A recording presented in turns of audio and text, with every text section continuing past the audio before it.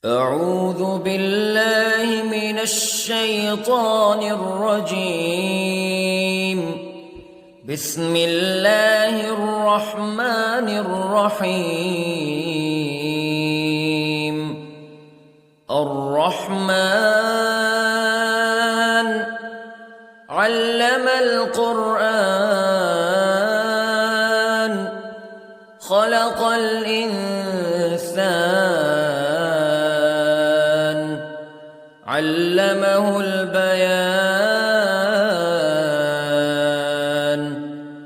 الشمس والقمر بحسبان والنجم والشجر يسجدان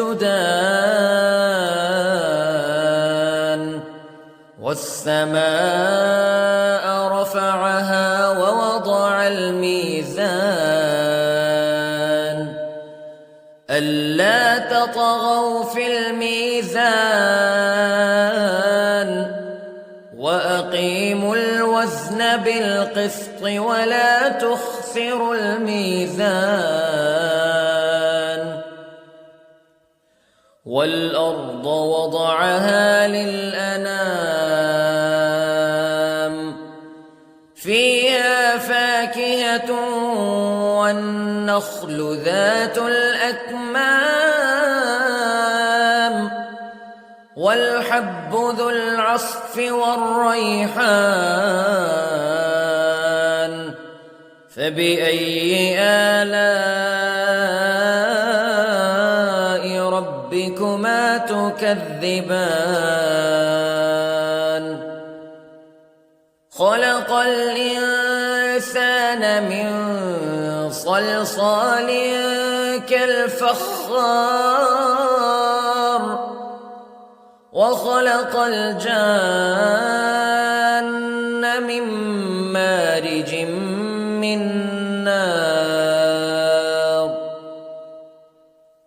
فبأي آلاء ربكما تكذبان. رب المشرقين ورب المغربين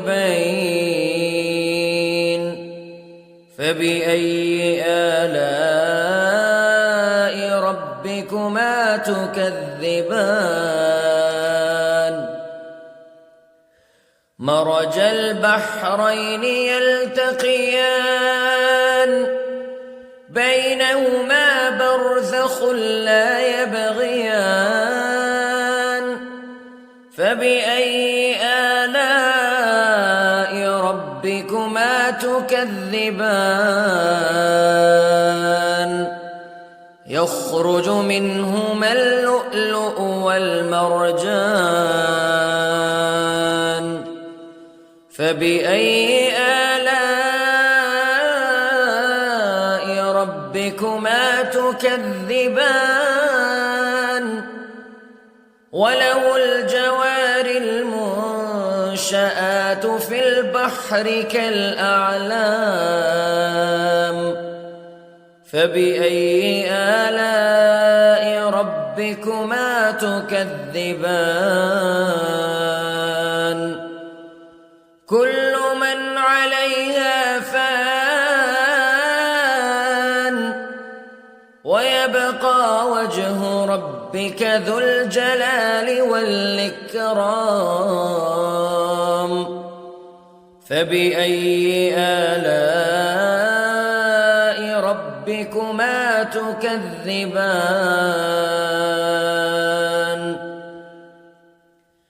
يسأله من في السماوات والأرض كل يوم هو في شأن فبأي آلاء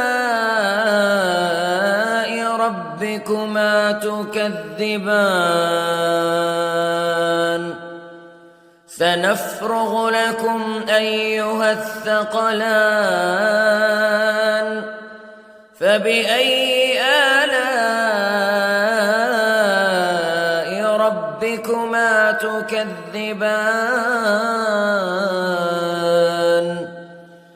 يا معشر الجن والإنس استطعتم أن تنفذوا من أقطار السماوات والأرض فانفذوا لا تنفذون إلا بسلطان فبأي آلاء ربكما تكذبان يرسل عليكما شواظ من نار ونحاس فلا تنتصران فبأي آلاء ربكما تكذبان فإذا انشقت السماء فكانت وردة كالدهان فبأي آلاء ربكما تكذبان فيومئذ لا يسأل عن ذنبه إنس ولا جان فبأي آلاء ربكما تكذبان يعرف المجرمون بسيماهم فيؤخذ بالنواصي والأقدام فبأي آلاء ربكما تكذبان هذه جهنم التي يكذب بها المجرمون يطوفون بينها وبين حميم آن فبأي آلاء ربكما تكذبان ولمن خاف مقام ربه جنتان فبأي آلاء ربكما تكذبان ذواتا أفنان فبأي آلاء ربكما تكذبان فيهما عينان تجريان فبأي آلاء ربكما تكذبان فيهما من كل فاكهة زوجان فبأي آلاء ربكما تكذبان متكئين على فرش بطائنها من استبرق وجنى الجنتين دان فبأي آلاء ربكما تكذبان فيهن قاصرات الطرف لم يطمثهن إنس قبلهم ولا جان فبأي آلاء ربكما تكذبان كأنهن الياقوت والمرجان فبأي آلاء ربكما تكذبان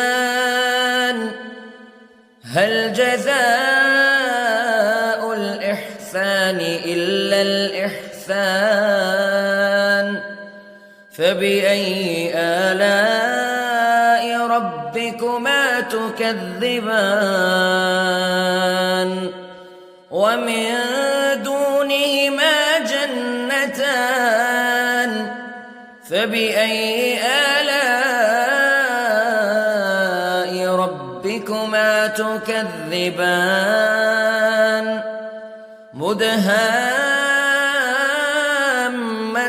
مدهامتان فبأي آلاء